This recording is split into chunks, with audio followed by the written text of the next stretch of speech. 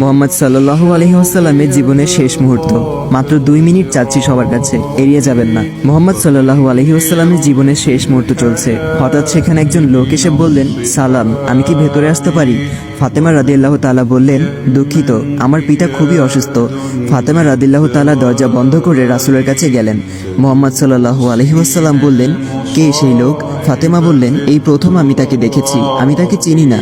শোনো ফাতেমা, সে হচ্ছে আমাদের এই ছোট্ট জীবনের অবসানকারী ফেরেশতা আজরাইল। এটা শুনে ফাতিমার অবস্থা তখন ক্রন্দরত বোবার মতো হয়ে গিয়েছে। রাসূল সাল্লাল্লাহু আলাইহি ওয়াসাল্লাম বললেন, হে জিব্রাইল, আমার উম্মতের কি হবে? আমার উম্মতের নাজাতের কি হবে?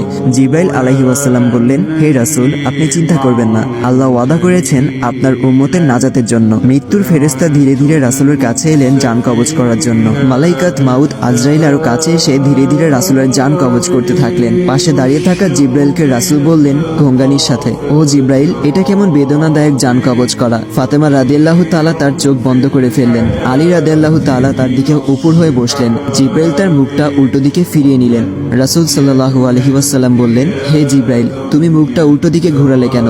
আমার প্রতি তুমি বিরক্ত? জিব্রাইল বললেন, হে রাসূলুল্লাহ, সাকারাতুল মাউতের অবস্থায় আমি আপনাকে কিভাবে দেখে সহ্য করতে পারি? ভয়াবহ ব্যথায় রাসূল ছোট্ট একটি গঙ্গানি দিলেন। রাসূলুল্লাহ সাল্লাল্লাহু আলাইহি ওয়াসাল্লাম বললেন, হে আল্লাহ, সাকারাতুল মাউতটা মানে জান কবজের সময় যতই ভয়াবহ হোক সমস্যা নেই, আমাকে সকল ব্যথা দাও, আমি বরণ করব, কিন্তু আমার উম্মাকে ব্যথা দিও না। রাসূলের শরীরটা ধীরে ধীরে ঠান্ডা হয়ে আসতে লাগলো। তার পা বুক কিছুই নড়ছে না আর।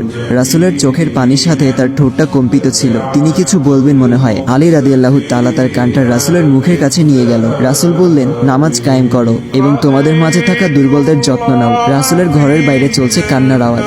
সাহাবীরা একজন আরেকজনকে জড়িয়ে ধরে উচ্চস্বরে কান্নারত। আলী রাদিয়াল্লাহু তাআলা আবার তার কানটা রাসূলের মুখের কাছে ধরলো।